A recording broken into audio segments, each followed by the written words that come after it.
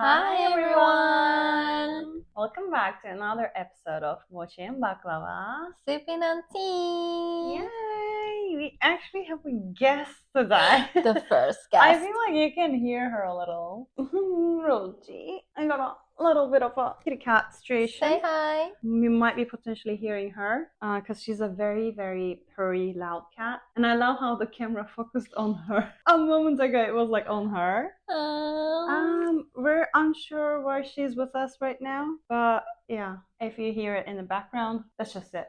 Basically, It's just a cat ASMR. Cat ASMR. Oh, Rosie. Okay. Oh, it's hard to focus the cat on, but today's episode is gonna be a bit special, I guess. Yeah, more like serious stuff. Yeah. Well, maybe that's why she's here. Emotional support. Oh yeah. But okay, so today we're gonna be talking about career and job stuff, how stuff are in London, what's the situation, what our experiences are, I know past there's and tons of present. people struggling. Yeah, a lot of people still job hunting, including me. Let's talk about it and heavy share. one, but it might help someone who's struggling and they feel like, oh, I'm not alone. Yeah, you know? Exactly. Well, if you're watching this already, know that you're definitely not alone. That's for sure. Let's start with the first question. Yeah, let's get started. Go. Okay, I'll select one. You're gonna pick Rosie. I don't want to hold her because she's a bit flimsy and all around. Okay, let me. Oh, 10. Do you think accents affect interview outcomes? I don't know. I have no idea. But if it does, it's a bit. I'm sad. I think obviously it's about the role. I think it should be more about the level of language, any language. And if it's not like, I don't know, unless you need something specific, like certain accent for a role, which is only happening if you're, I don't know, like in movies and stuff, you're aiming for a certain thing. Why should it happen? So I think it shouldn't happen. I hope it's not. I hope so too. Yeah. I mean, I haven't experienced anything about that. Yeah. But I like to think it doesn't happen. Yeah, I hope not. But let me know if there's any like a HR person. Anyone experience and have like exact idea. Yeah, because it's so sad. It is. Yeah, it shouldn't be definitely like accent. It should definitely not be a reason to eliminate someone if that's the case. Like, it should be more about the work they do, what they can offer, and stuff like that. Yeah, and especially when the London is so diverse. Yeah, especially in London, it's like, yeah, definitely. Okay, so she's saying bye. She literally stayed and was like, oh, this is not for me. It's getting too heavy. So I'm just gonna go. Next question? Yeah. 6. What's the most frustrating part of applying for jobs in London? Everything is frustrating though. Any job application. Yeah. I think, because obviously we all have like different fields as well. Speaking on my side, I'm gonna say not knowing the salary, number one. Not having a salary band. So I don't know if that's a job I want to pursue or not, because I judge a role based on the responsibilities and what's the compensation. If it doesn't balance well, I'm like, do I want to do that? I mean, I need a job, obviously, but like I'd rather work a lower salary with lower expectations. If that makes sense. Yeah. Instead of like basically slaving myself and if I don't know it, I hate it. Like just like give us a range of salary that you're offering. Because there were so many roles where I felt like, oh, I'm really interested in this. And it turned out like it was not really worth my effort. Right. So I was like, maybe, Yeah. I don't even understand why some of them don't even put range of salary. They aim for people who might say less, and then if they say less, like let's say, okay, the role is 30 to 35, right? They don't tell you that, but to their budget, it's 30 to 35K. And then you apply and you say, oh, I'm okay, 25, 30. And they're just going to give you 30. Or maybe you say 28, maybe even lower than their expectation. I don't know how it works. Correct me if I'm wrong, but they're going to give you the lowest band and you're going to be like, makes sense. But it doesn't make sense because if it's the same job, obviously sometimes skill set can matter. Like, for example, let's say person A does something in a higher quality than person B. Then obviously they can, like, based on their obvious experience and stuff, something to show, they can expect higher. But it's not about the number of years or anything like that, I think. It's about someone's, I don't know what's the best way to judge it. But I can say confidently that it's not all about years. It's not all about where, how. It should be more what they can prove, basically, maybe, in a way. Oh, it makes sense. Again, it also applies for like different fields. It's different. I don't know how you're meant to check a doctor's like experience. Like apart from years, because they're not gonna be like, oh, I treated this patient and stuff. Like they're not. I had 100 surgery. Yeah, no, that's the thing. But yeah, I think it's different all around. But yeah, salary band should be, I think, more transparent. I don't know. I had no idea. You haven't done too much of the job search here. Maybe that's why. Did you? Yeah, I did. But like, I didn't really care. Because I just need a job. Yeah, I get that. Unless it's not too low, I'm like, okay. Yeah. To be fair, like when I first came, it was different versus now as well. So it's definitely something you learn over time a bit.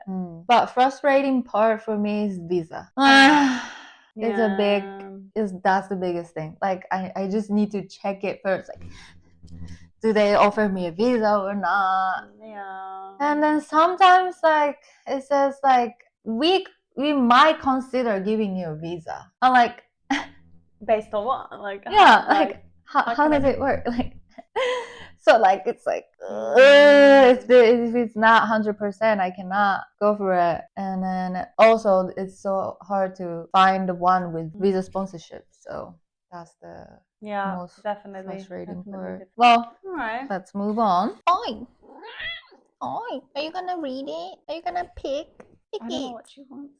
Sometimes she doesn't know what she wants. Okay, that's the issue. Oh gee, we're gonna go ahead. One-handed because I'm petting a cat.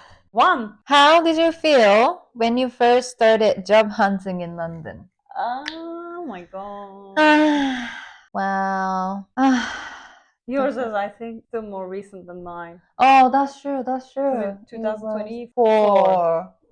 I was like, I started sending my CV before I come here, but I don't even remember how much I sent. But I never heard back from anyone. So I was like, oh my god, I might be homeless, or I might be like fly there and come back, like, because like I cannot survive here without a job.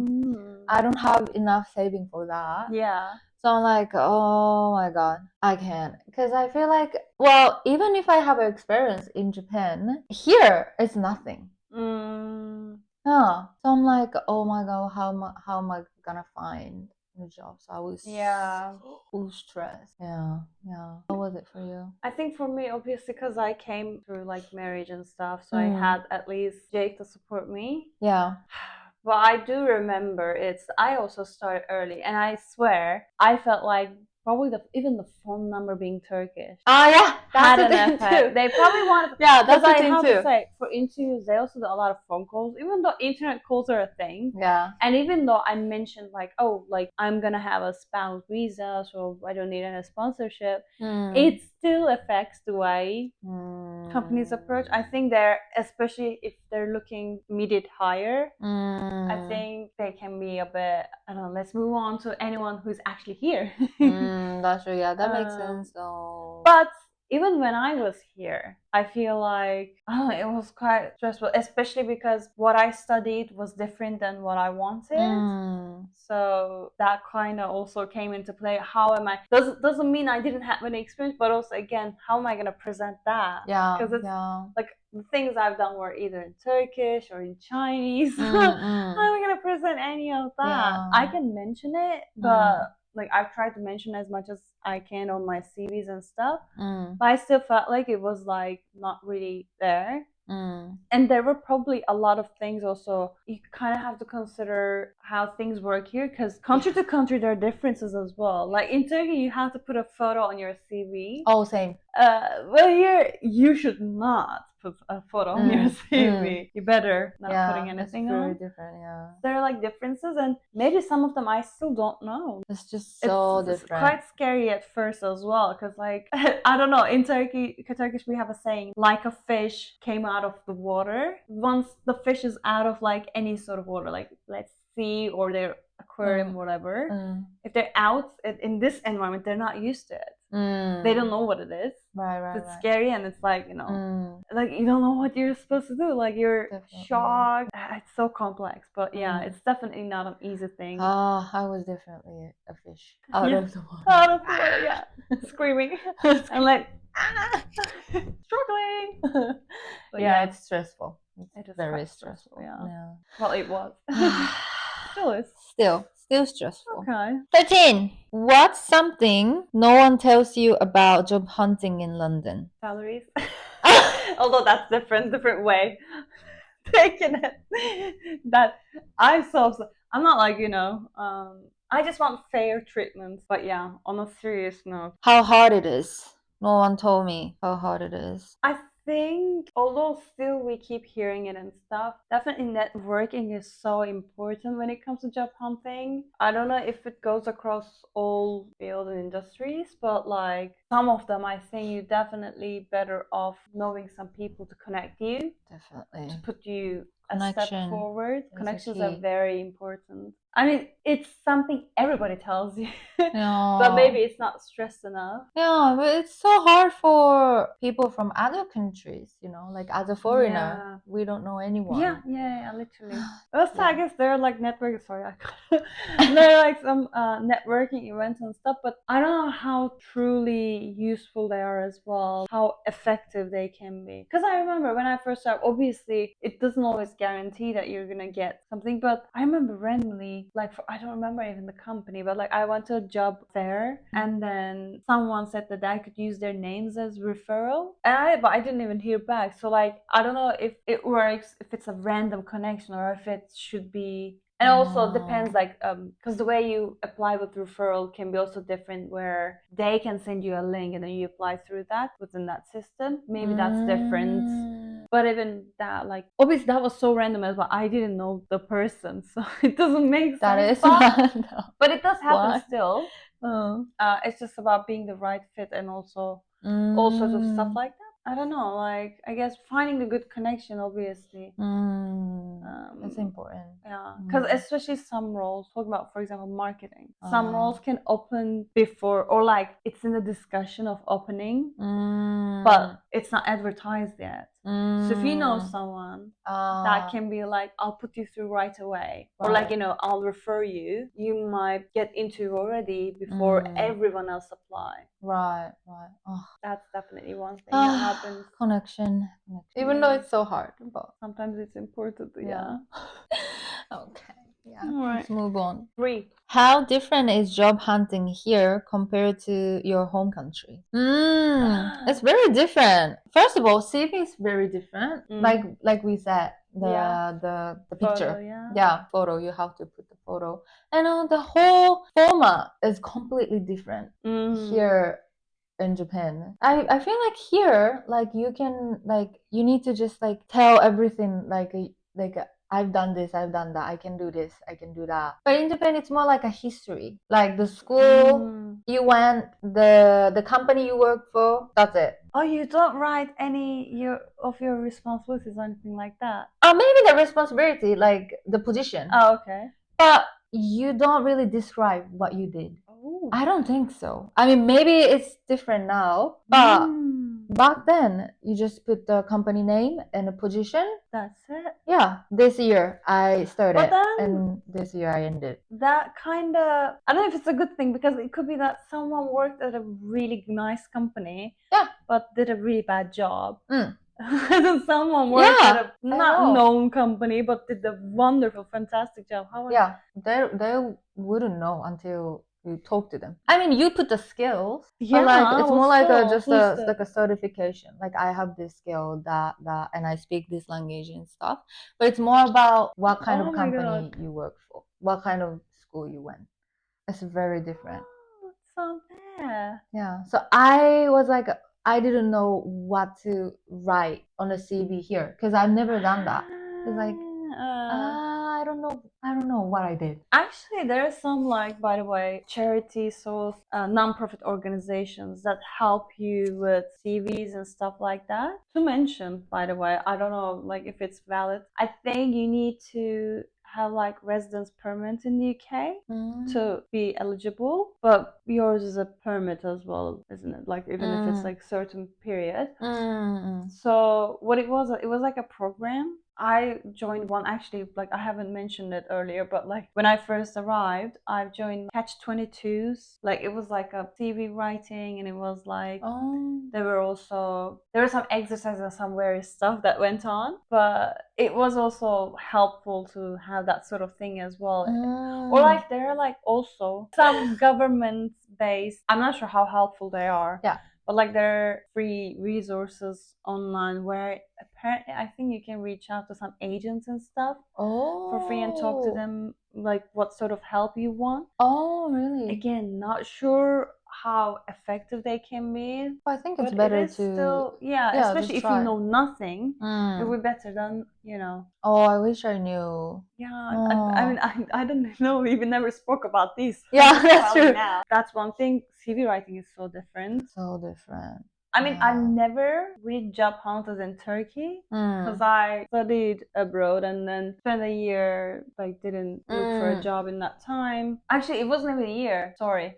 I'm thinking I was still, like, doing long distance, like, over the internet my last year. Yeah. I had like 6 months. No, it wasn't certain it was going to be 6 months because my visa took so long due to COVID delays and stuff like that. That's why, like, I wasn't sure when I was gonna get my visa. It could have been 3 months, 6 months. We didn't know. That's why I didn't apply for a job in Turkey in that time. I see. And well, it's been so long as well. Like I'm sure things have changed a bit. But I know one thing. For example, people do mention that in the UK, or at least US as well, I assume, more like, Western culture, you kind of have to mention what sort of like impact or results you've brought with what you've done. Like you can say, oh, I ran this social, like I can put my personal social media and say that, oh, I made videos, and like just try to say, oh, I'm good at video editing, but that's not really showing any impact or anything. So you have to be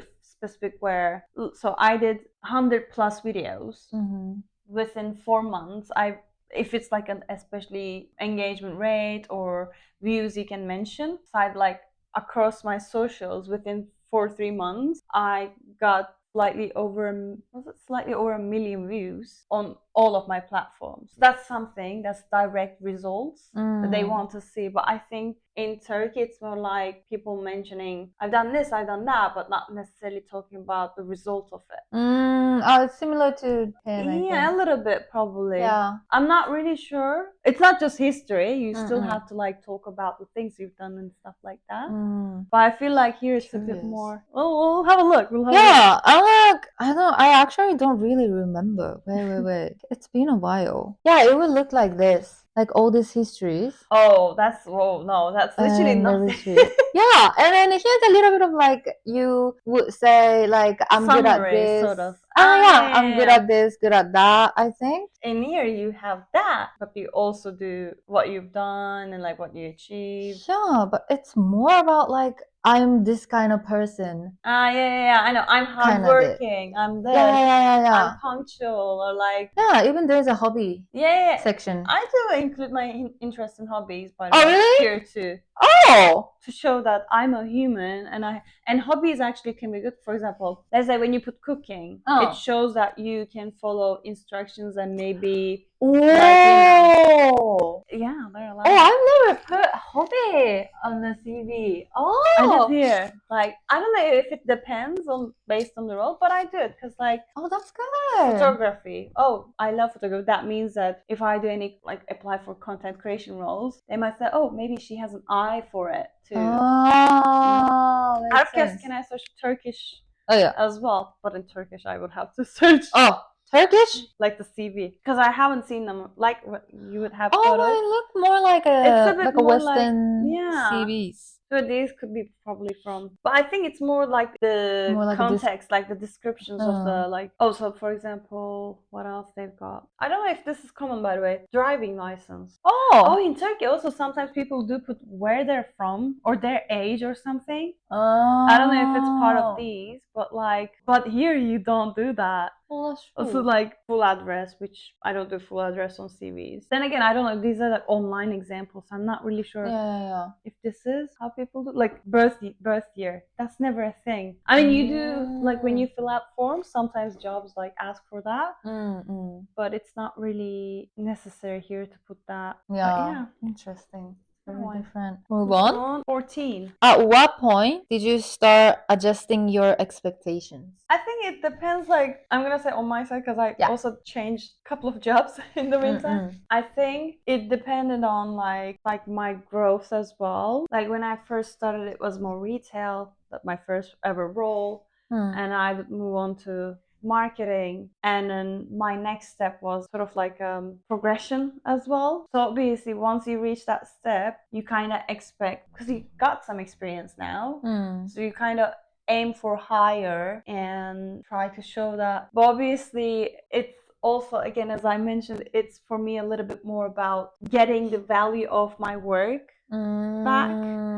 I'm not sure exactly what I want to focus on fully, even though I enjoy social media and I'm open to like all sorts of social media related roles. I'm like open-minded when it comes to other various roles as well, but I like to be having the right compensation for it. Like I don't want to work just for the sake of work, even if it doesn't add much to me, even if it's like, you know, something that will not bring extra skills. I like to make sure I'm treated fairly, and that's where I start setting my, I think, adjusting my like expectations a bit more. That's because good. the experience, I think, brings that too. Yeah, I think every bit of place I worked brought more expectations as well, or changed some of them. I kind of gave up before adjusting myself. For me, I can't really think of anything, but it's so hard. I think it's but important. Like, sorry.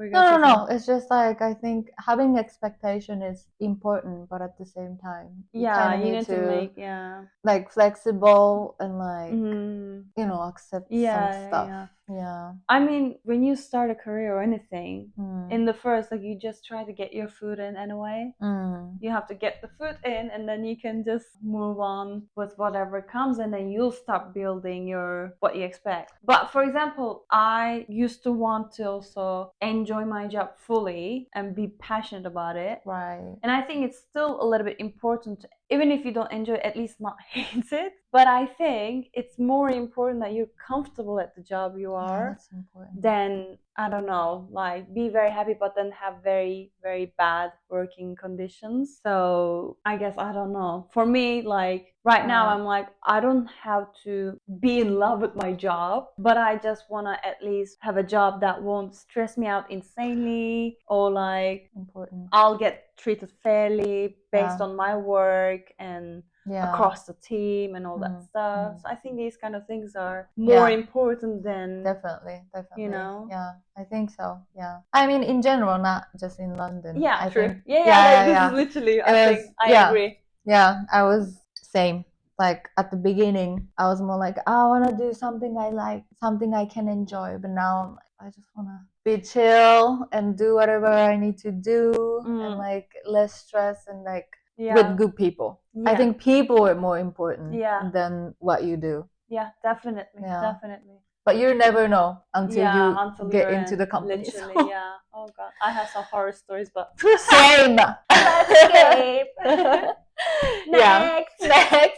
7. Lucky number 7. Have you ever questioned your self-worth because of job hunting? Kind of. Not like my personal self-worth. Yeah. But it's more like maybe qualifications. It's it's actually not like I don't believe in myself, but it's more like if these people will be happy with what I have to show or offer. I do trust that if I apply a job, I do believe that I'm capable of doing that job. Yeah. But before I apply, I also read that women tend to do this more than men. Like, for example, if it says, like, let's say there are 5 things they listed. Yeah. Do this, do that, that. And then the 5th thing is not exactly you. Women can back up and don't apply.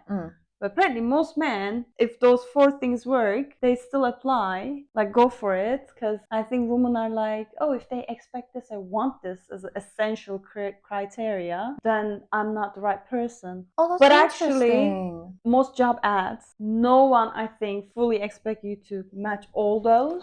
Because some of those things are learnable anyway. Like, you can learn it along the way. Right. But I definitely back Yeah. up. If there's something not matching with my experience or skills, I'd be like, oh, not for me. But then again, some hiring, like managers, hire based on attitude as well. So it's also to show like you can do things. Yeah, like the willing can to do learn attitude stuff. True. Because I know a friend of mine got her job that way. Like, it was like higher position, she applied anyway. And then they were like, actually, we are hiring you on a different role. Because we like you, even though this role is not for you. That's the thing. Like, you just need to try, like, just go for it. Yeah. It's hard. This is why I think last week's episode I said, don't think and just do it. Literally.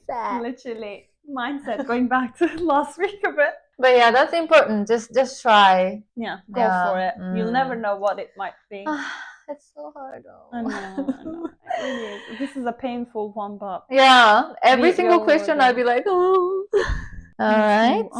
What was your worst interview experience in London? I don't have any though. Okay, I have one quick one. Yeah, please. Which happened like recently. I applied for a role and then they basically had a screening call. And this is screening call. To start off, this is the like early day, 10 a.m. So it's not an excuse that they're tired or anything. And I think HR should be, if there are any roles that are human facing, I think they should have a positive attitude. Yeah. And this person was like literally like, good morning. Like, literally took the life out of me in that very second anyway. Oh my god. I felt uncomfortable during the whole interview because of their... And this was like on the phone only, so I didn't get to see them. So I don't know what they really think. Oh, it's the phone call. Just phone, yeah. This is screening call. So it's just to see if you match and stuff. It's not like even proper interview. Yeah. Horrible. Anyway, and then basically we spoke about my experience and stuff. And the role was more heavy on copywriting, but they advertised it first as content creation, and they mentioned a lot of social media as well. So I assumed that works for me. I can do that. And I can learn anything that I'm not experienced much enough. And I feel like, you know, I can learn very quick. But her attitude was like almost, I don't think you're, like, she didn't say these, but this was literally the feelings she gave me. I don't think you're suitable. I don't think this role is for you. I don't think you're the right fit. I don't even know why you applied to this. And it took, normally it's like half an hour long, but it took like 10 minutes. So it was really weird. Oh my god. And I don't like that. They asked for like to see some examples of my writing. I was going to send, like, on the phone I said, yeah, I'll do. But then later I was like, you know, I'm not even gonna bother because I don't want to work for a company who don't even know what they're doing. And the non-existent enthusiasm put me off so much. Wow. I'm not expecting like cheerful, like, oh, like celebrations or anything, but it should be at least some sort of like, you know, like a willingness, interest. Yeah, like the person you're talking to. So yeah. So I sent them an email saying, actually, I withdraw my application, and that was it. You should at least pretend. That's the thing. It's not professional to not. Yeah. Regardless, even if this role is not the right fit for me, it kind of puts me off from that company altogether anyway.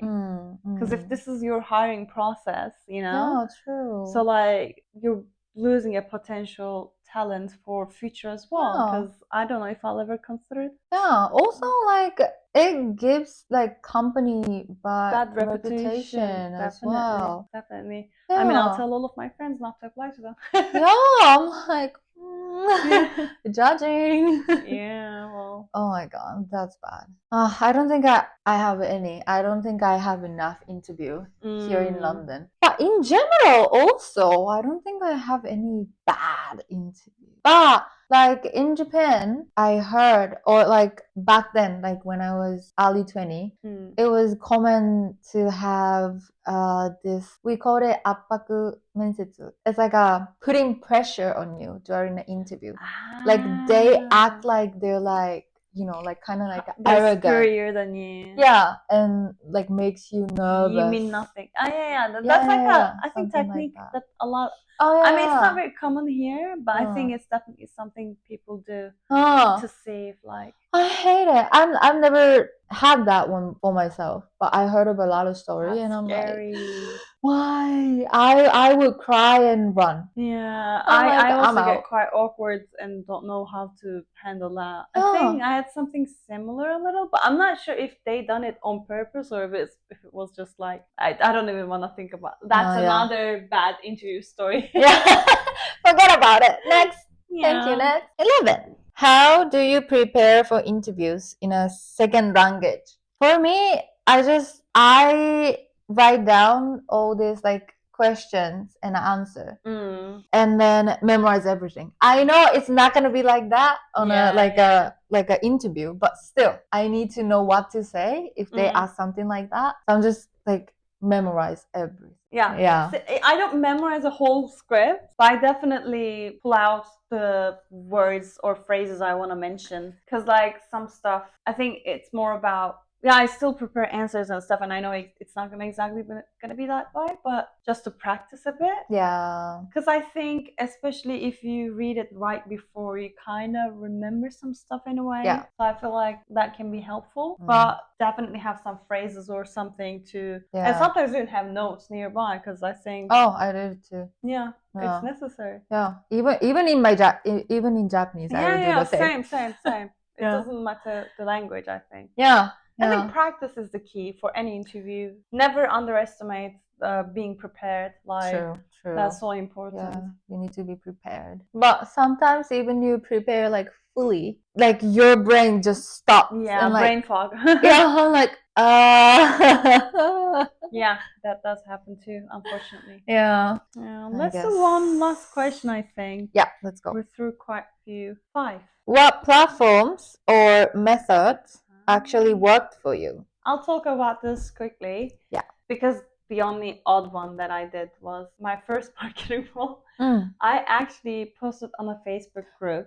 The same that we met, actually. Oh, they were like one of the two. Okay. But this was not like, give me a job post. It was more like, look, this is who I am, what I know, this is my experience, and saying like, I don't even need a visa, but I don't know what I'm doing wrong. I went to this one internship assessment day and it went well for me. I felt positive, but then they said like they hired someone with better suited experience for an internship. So it wasn't a personal feedback, basically.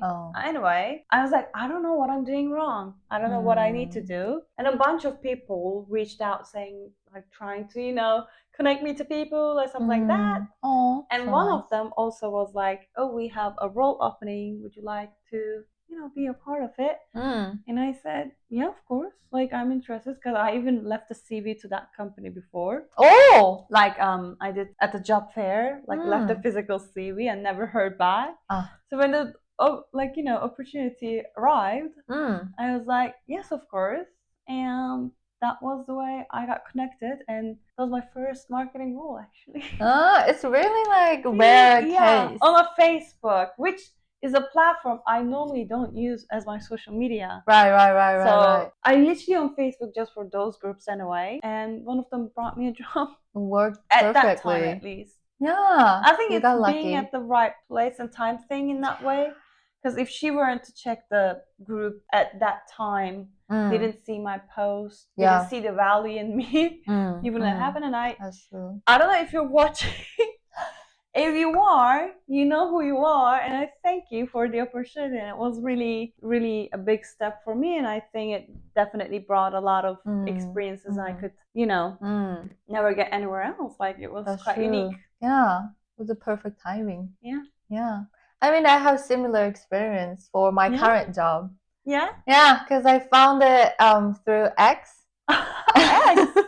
Wow. And also, at that time I didn't really use X daily, but I was like, maybe I'm gonna, maybe I'm gonna make an account for like, you know, working holiday and put like make some friends or something. Yeah. You know, and then but I'm so lazy, so I didn't post anything. I just made an account. That's it. and I was scrolling one day, and there's like one post from Japanese person saying like, oh, we're looking for someone to hire. And I was like, oh, connection. And I was like, oh, I'm looking for a job. I'm moving there soon, blah, blah, blah. And then I was kind of worried because my account isn't really active and looks kind of like a spam or something. So I was kind of worried if they're going to be like, oh, is it actual person or not? But the girl who posted the thing, she was like, oh, okay, I'm going to talk to the manager or whatever. And then I sent her a CV, and then she could set me up with the interview. And I got the job. So it does work. Sometimes it happens randomly. Yeah. I know, actually. I remember this. We had a TEDx speaker, and he was mentioning about how he came to. I hope I'm telling the story right, but anyway, you get the gist at least. How he came to study to London, and he really liked it here, but he didn't know what to do or what sort of job he could do to stay or anything like that. And he was just one time walking around, and this one like piece of paper or newspaper or maybe flyer or something flew to him his way, and he picked it up, and he said that flyer coming to me was luck, but me picking it up was my own choice. Like the opportunity came to him and he just reached out to it. So sometimes like you don't really know what will come up. Basically it was like talking about this one, I don't know, internship or something, some sort of opportunity that like people to apply for. And he does, and then he starts working in London and stuff like that. So you never really know where you're gonna get results from. So I think reach out, be proactive, take actions. Take an action. Yeah. If you don't take the action, no one's gonna bring you. In Turkish, we have a saying: if a baby doesn't cry, you don't give it food. Like a baby has to cry to get, basically meaning you need to take action to receive answer to whatever you're looking for. So it's the same way. For example, for love life, obviously. If you stay at home all day, do absolutely nothing, you're not on socials, you're not on outside meeting people, how are you gonna expect to, you know, find someone that's true to fall in love or like, you know, be together with? That's true. It's also being also the mindset of it. Again, I'm coming back to mindset. I was talking to my friend, just speaking, like talking about the actions and stuff. This is coming out of a bit topic, but I think it's the same for jobs, like anything like that. The way your mind is settled in that thing. Like she didn't think about marriage much, but these days she feels like maybe she needs to. And I said, like, look, maybe in the past you didn't really look for it because you weren't thinking about it. So maybe there were opportunities in front of you, you just didn't see it. So you have to open that door. And that kind of actually reminds me of that example. One time I applied to a role, which I've never heard back, but fine, it was quick. That one logistic company, I saw a lorry on the road. I just checked the company and I applied. I never heard back. It wasn't really exact match, but again, having that mindset turned on had an effect. If you didn't think about finding a job, looking for a job, why would I check the company website and then find that career thing, like the role? That's true. That's true. It is important to think that way.